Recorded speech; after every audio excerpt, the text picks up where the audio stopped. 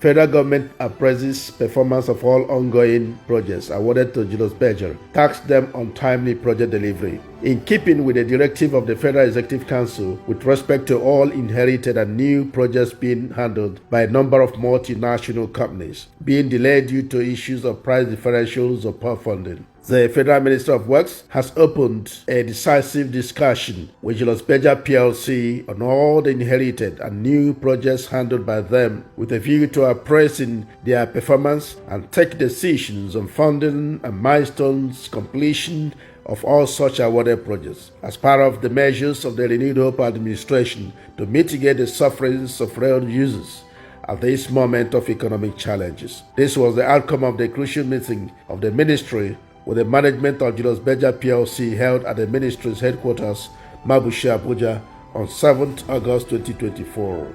Speaking on the resolutions reached during the meeting, the Honorable Minister of Works, His Excellency Senator Engineer Mweze David Umahi CON, reiterated the firmness of the ministry on the issues of price control, commitment of contractors to project execution, value for money, and uniform pricing location by location. He decried the unacceptable condition of some of the inherited and new projects of all ongoing federal roads awarded to Julius Berger PLC, which are within the economic corridor of the nation and which were being delayed due to issues of price differentials or lack of effective funding.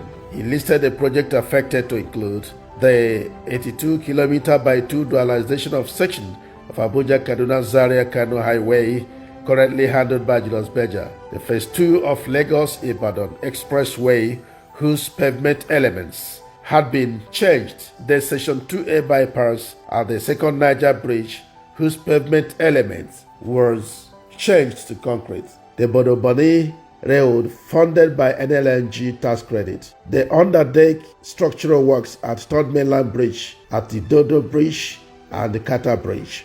The Honorable Minister urged the contractor to be open to a mutually agreed modality for milestone execution and funding of the projects at reviewed rates as may be agreed upon and approved by Federal Executive Council.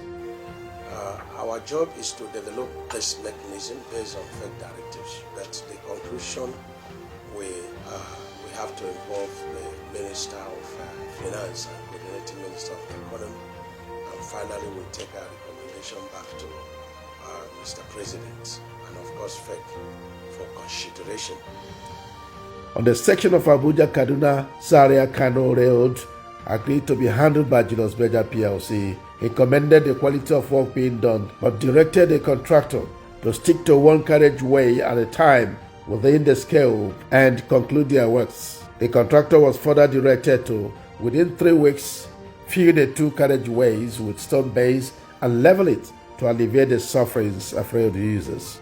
And we agreed that this project within their own corridor will last 40 months, and it will also be deployed in 4 sections, and we'll be paying them 20 billion every month to get the job concluded. On the Lagos-Ibadan Expressway Phase 2, he said the ministry had no choice but to determine the contract and asked Bureau of Public Procurement for no objection for selective tendering. We've been renegotiating with them on Lagos-Ibadan, since September last year. And we've come to a crossroads where our total, cost, and we've changed the elements of the pavement from asphalt to concrete, and the total cost we came up with based on prevailing cost is 153 billion. But they're offering 258 billion.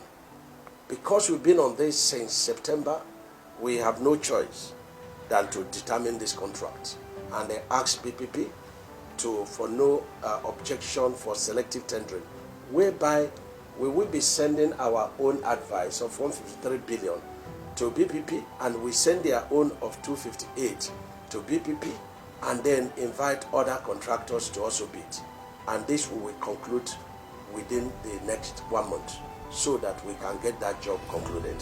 On the second Niger Bridge bypass handled by Julius Berger PLC, he said, we have 2 sections. We have the bridge completed but not deployed because the bypasses are not done. So The last administration awarded Section A to them, which is 17.27 kilometers by 2 on asphalt. We changed the elements to concrete, and the cost that we came up with was 133 billion. And in fact, have given us twice the cost, which is 279 billion. We have disagreed with this cost, and the time of negotiation since September, we've also decided to get the project back to BPP and invite more contractors to also bid, because this public fund, and so the BPP would be the determinant before FEC. So if they quote the 279 or review it downwards and submit to us and we submit to BPP, that would be encouraging, so that other contractors that have the same capacity will also be able to bid. On the Bodoboni project being funded by NLNG tax credit, the Honorable Minister expressed concerns that Julius Berger PLC, though had mobilized back to site after additional cost of 80 billion naira was approved for the work, but to reports showed that their pace of work was slow. He was further worried that they came up with a longer timeline of 16 months within which to deliver the project against the December 2024 deadline proposed by the ministry. Finally, we agreed on additional cost of 80 billion, which will bring the project to about 280 billion. Fixed and non-varying with the unit rates agreed. We have not agreed on the timing, because we said 15th of December. They are coming up with 16 months, which is not acceptable to us.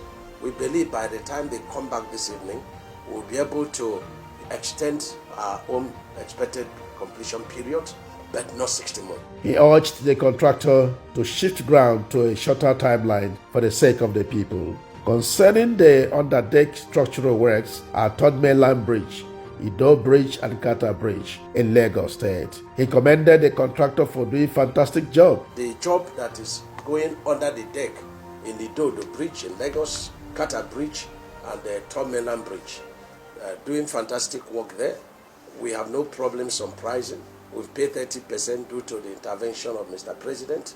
They are working, and we've directed that each time they put certificate and we still have funds, within 7 days this will be paid. Because this job they are doing, they are very critical.